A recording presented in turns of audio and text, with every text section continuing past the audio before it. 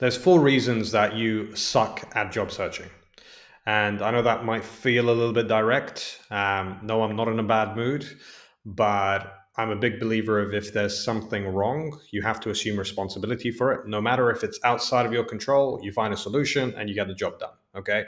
Nobody's coming to save you. You can help yourself. This video will help you do that. And there's four reasons your job search is not going well. And you suck at your job search because of these four reasons. So let's fix it. Now, reason number one, market saturation. There's more people applying to jobs today than there have been in the last 5, 10, 15 years. 10 years ago, you applied for a job, you applied for 10, you got 4 interviews, 2 offers, you selected the best one, and you were pretty happy. Things were going well. You weren't competing with that many people. You might have specialized in a role. Now there's more people. There's also just more things happening. There's less jobs in some cases, or companies are more pickier. So market saturation is issue number one. Issue number two, companies use things called ATS, applicant tracking software. Applicant tracking software is a system like an AI system that will read through your CV or your resume, and it will eliminate you from your job search or the application process. If you use a word, if you use too much of a word, if you don't use enough of a word, if your CV isn't formatted in the right way. And the reason companies do that is for the first point, market saturation, there's too many people. So they will eliminate your CV, resume, if it just doesn't fit the par of what they're looking for. Even if you are the perfect candidate, even if you have the best CV in the world, you might have used the word "and" too many times. Or your measurable metrics, your transferable skills haven't been sold in the way that the company likes, and they've used that phrasing to pass out specific company culture fits or soft skills or personality traits. So ATSs have a mind of their own, quite literally. AI eliminating your CV before somebody reads it.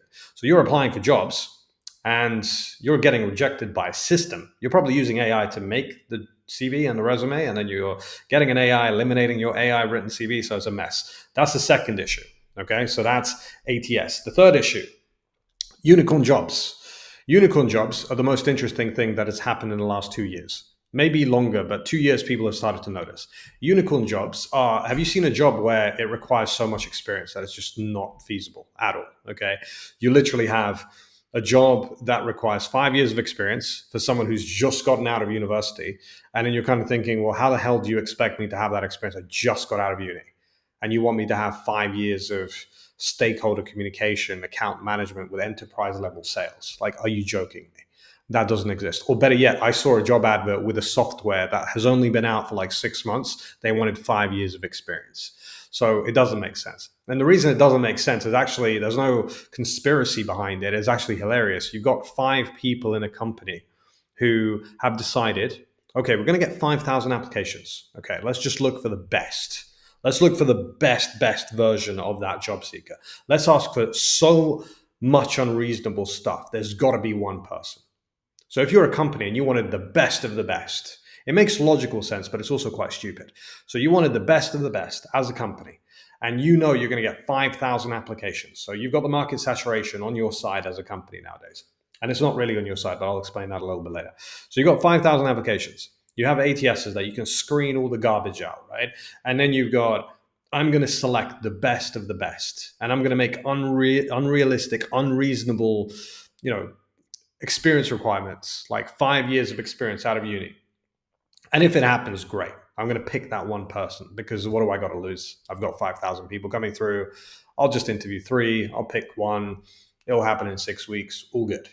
If you were a company, you kind of get it. But it's also stupid because you've got 5 people who are like, hey, no, let's get someone with the company culture of it. No, actually, let's focus on make sure they're like really good, whatever that means. And then someone who has some, brain cells will most likely say, well, guys, should we get someone who can grow in the company? And then they're going to look for soft skills. And then you've got someone who's communicating via email saying, hey, we've got this project deadline approaching. We need that project manager. Hey, get that data analyst as soon as possible. Make sure they're good, whatever that means, right?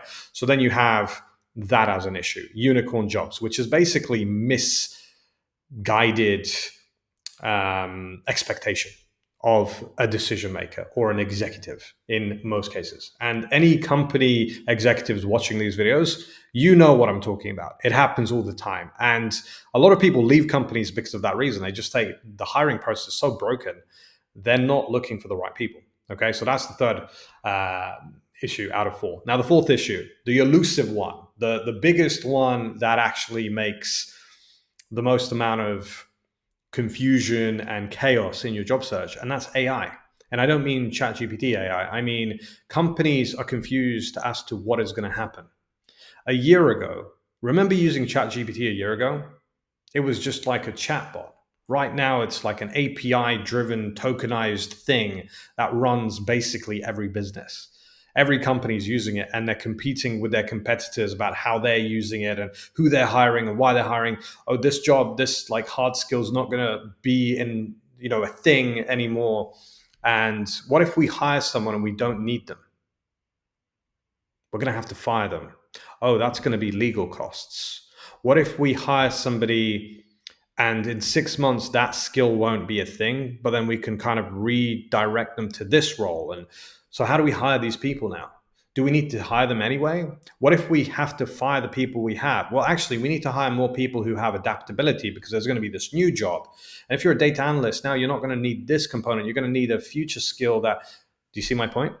Companies just don't understand what they're looking for anymore because they're so scared about what's happening in the future. Like, your job you're doing right now that you went to uni for 3 years ago, 4 years ago, 10 years ago is not the same job.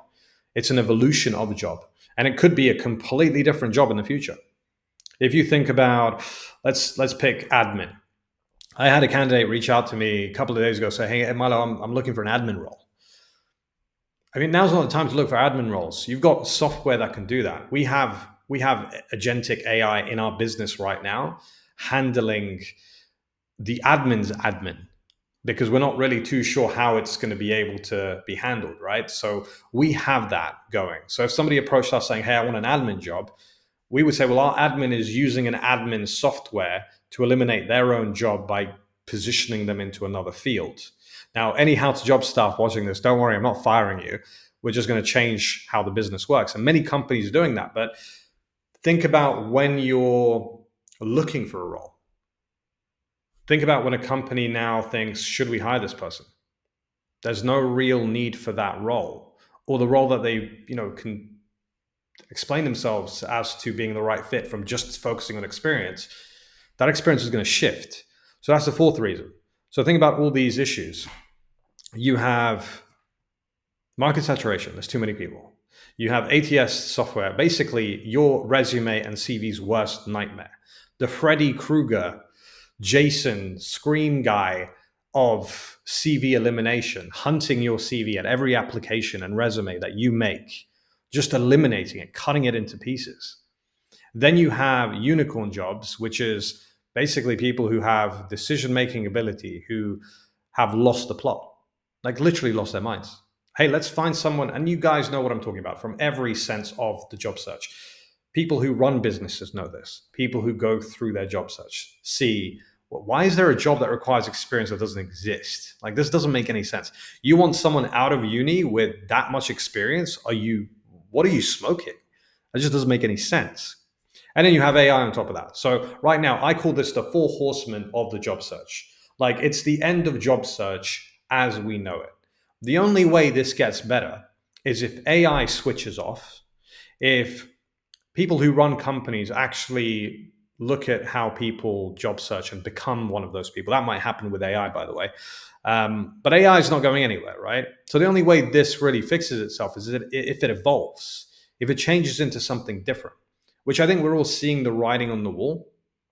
You're not applying for jobs anymore the way you used to, right?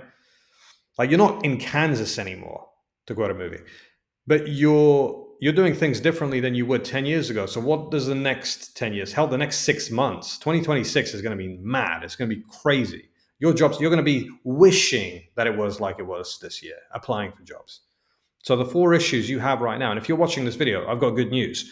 You know this now in a structured way where you can actually leverage the things that work. And the things that work are still human connection. I'm not debating that. I'm saying that there are four elements right now in your job search that are making it impossible for you because it's removing the human connection. Companies can't see you. You're invisible. They're eliminating you before you even knock on the door. They want unrealistic expectations of you. And then plus they're scared. Market saturation, they can't see you. Okay? Then you have ATS. They can't see you. Then they have syndrome, unicorn job syndrome. They just have unrealistic expectations. They can't see you. And then you've got AI. They're too scared to see you. And it's just like, what the hell do we do? And it's simple. You just do more. You get in front of decision makers. You speak to people. And it's going to require more work than you've ever done in your life when it comes to job search. If you've reached out to people, you reached out to 10 people in a week and you think that's tough, you need to reach out to 100. That's tough. Reaching out to 100 people and then being consistent, being so focused that the consistency pays off, where you hit 100 people and then you get the results the following week and you still hit another 100 people. That's what's required nowadays. And the good news is, if you do that, you're going to be part of a small group of people that do that. You're not going to be part of the general job search group of people. General job searchers apply, wait, failed. Okay, do it again. Do it for 6 months. Call Milo. Why is it not working? I'll tell you why. Okay, carry on doing the same thing. 6 months. Should have listened. What do I do now? Okay, start networking. I don't know how. Right now, you have an opportunity. Network your butt off. Speak to people. The companies you want to work in, they're real human beings in those companies. Companies are just rooms of people that have decision-making ability. Get in those rooms. You don't have to physically walk in there. You can literally email people. You can speak to people via LinkedIn. If you're physically in the city of where these companies are, go to their offices. Not in a creepy way. Like, don't say, hey, I want a job, otherwise I'm not leaving. You will be arrested. But in a way where it just makes sense. Hey, saw your website, wanted to bring my CV. I'm sure you're not going to upload that, but just wanted to make myself known. Is there anyone you recommend that I connect to? You could do that. Costs you time, costs you a little bit of energy, but you've done more than any other job seeker would. That's one thing. Connect to 100 people in a week.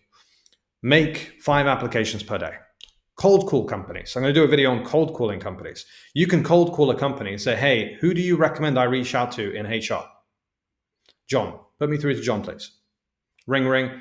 John speaking. Hey, John, it's Milo. I want to make an application. I understand you probably got market saturation as an issue. You also have an ATS, which eliminates most CVs. Also, there's a couple of jobs that I would love to make an application for. They just seem like there's more required experience, unicorn jobs. And also, what are your thoughts on AI when it comes to hiring? Now, if John puts the phone down, at least you tried. But if John answers your questions, John knows you. Now you can make an application. Now you can connect to more people. Like, it's simple stuff, but it just requires work. Work smart, work hard, get the job done. Link in the description if you want to work with me, because I want to work with you if we can get along. Okay, so connect, reach out to me, watch me on LinkedIn, on YouTube. If you subscribe and like these videos, you make my day, and I continue to make more videos. Any comments, any questions, put them in the comments. I'll read all of them and I'll get back to you. I'll see you in the next one.